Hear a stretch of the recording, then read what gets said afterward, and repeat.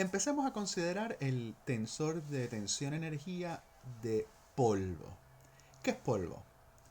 Pues polvo es un fluido cuyas partículas están en reposo una con respecto a la otra. ¿Okay? O sea, en comparación con un gas tiene movimiento aleatorio de las partículas, ¿verdad? Debido a energía térmica. El polvo no. El polvo simplemente es partículas que están suspendidas en el espacio, por decirlo de alguna manera, y esas partículas están en reposo una con respecto a la otra. ¿Okay? Así que si el polvo se está moviendo en una dirección, todas las partículas del polvo se están moviendo en la misma dirección, con la misma velocidad, manteniendo la distancia relativa una con la otra. ¿Ok? Eso es lo que es polvo. Vamos entonces a coger ese polvo y vamos a calcular la densidad de energía de ese polvo. Para eso vamos a irnos a un marco de referencia inercial, un Local Inertial Frame, donde las partículas están en reposo. Y vamos a ver el polvo que está dentro de un cubo del lado L. ¿Okay? Todo el espacio puede estar lleno del polvo, pero vamos a ver este volumen solamente. Pues como todo está en reposo, la única energía que hay en ese volumen es la energía de la masa de cada una de las partículas del polvo.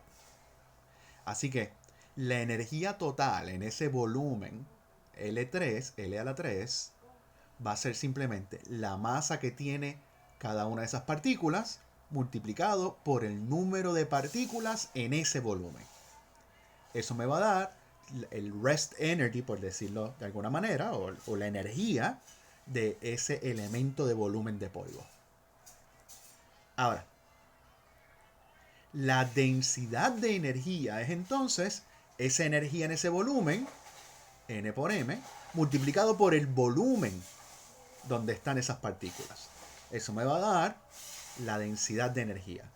Y estoy llamándolo ρ sub 0 para indicar de que estoy viendo el volumen en reposo. Las partículas no se están moviendo. Me doy cuenta que el número de partículas en ese volumen dividido por el volumen me va a dar la densidad de número de partículas.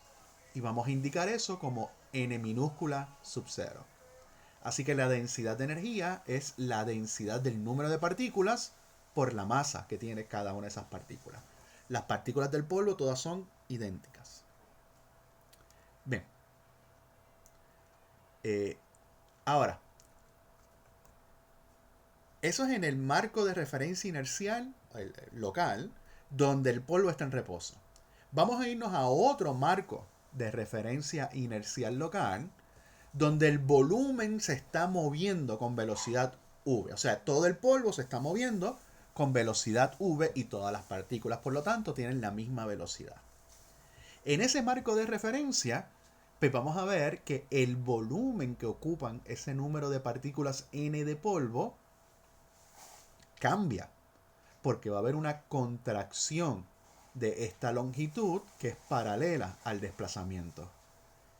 Esta longitud y esta otra longitud se quedan iguales porque son perpendiculares a la dirección de movimiento, pero esta se va a contraer por el famoso factor de la raíz cuadrada de 1 menos v cuadrado.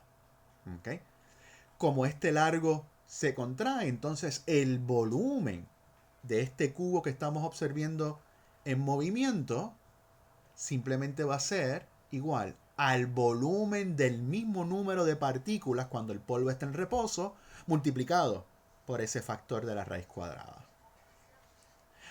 Como el número de partículas no cambia, o sea, el número de partículas que hay en este volumen tiene que ser exactamente igual al número de partículas cuando las observo en reposo, eso significa entonces que la densidad de número de partículas cambia, aumenta, porque el volumen disminuye en comparación con el volumen cuando el polvo está en reposo. Así que la densidad del número de partículas va a ser igual a la densidad del número de partículas cuando el polvo está en reposo dividido por este factor de la raíz cuadrada. Ahora, este factor aparece mucho, ¿verdad? En relatividad, 1 sobre la raíz cuadrada de 1 menos v cuadrado. Esto lo hemos visto en distintos lugares, pero en particular lo vemos en la definición de la cuatro velocidad de un objeto con masa. Esa cuatro velocidad, sus cuatro componentes son 1 sobre la raíz cuadrada, ¿verdad? Eso sería el componente t de la cuatro velocidad. El componente 1 o el componente x es ese mismo factor, pero multiplicado por el componente x de la velocidad ordinaria. ¿Ok? Que eso lo podemos escribir como Vx por Ut. Y pues lo mismo para el componente de y y lo mismo para el componente de z. ¿Ok? Tenga esto en su mente porque lo vamos a utilizar un poquito más adelante. Ahora simplemente me voy a dar cuenta que este factor es igual al componente temporal de la cuatro velocidad. Disculpen el ruido, es que están recortando la grama en casa y pues voy a hablar un poquito más duro, a ver. Por lo tanto, la densidad de número de partículas la puedo escribir como n sub 0 por ut, el componente temporal de la cuatro velocidad. Bien, esta es la densidad de partículas. Y puedo decir que esta es la densidad de partículas, ¿verdad? En cualquier marco, ya que dame el componente t de la cuatro velocidad y te puedo decir cuál es la densidad de partículas. ¿Ok? Yo lo que quiero es la densidad de energía.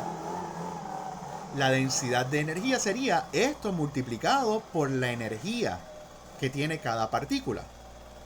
Cuando está en reposo, esa energía es simplemente la energía de la masa de la partícula, el rest energy.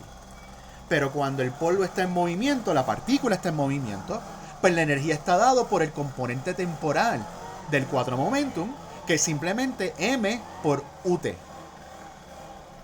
Así que cuando el objeto está en movimiento, el polvo está en movimiento, la densidad de energía va a ser la densidad del número de partículas multiplicado por la energía que tiene cada partícula. Y eso lo podemos escribir de esta manera. La densidad de energía, la densidad del número de partículas y la energía que tiene cada partícula. Arreglando esto un poquito, reconozco que n sub 0 por m es simplemente la densidad de energía cuando el polvo está en reposo.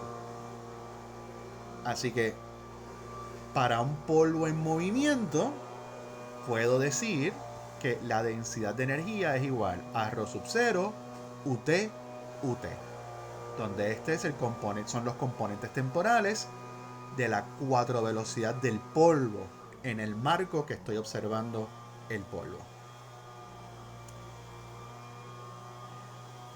Salimos, ¿verdad? Hablando de densidad de energía. Pero si yo evalúo esta expresión, ¿ok?, en el marco de referencia donde el polvo está en reposo y observo eso en el espacio-tiempo, ¿qué es lo que veo? Pues veo simplemente que el polvo se está moviendo en su whirlline en la dirección temporal. O sea, esta densidad de energía yo la puedo ver como un flujo de energía a través de una superficie con T constante. Está fluyendo, ¿verdad? Si usted se imagina el diagrama de espacio-tiempo donde el eje vertical es el tiempo, pues todos los whirlines de todas las partículas del polvo están fluyendo, moviéndose paralelo a ese eje temporal. Y están atravesando una superficie con T constante. Así que al escribir esta expresión, básicamente estoy escribiendo el elemento T 0,0 del polvo, del tensor de tensión-energía. ¿Okay?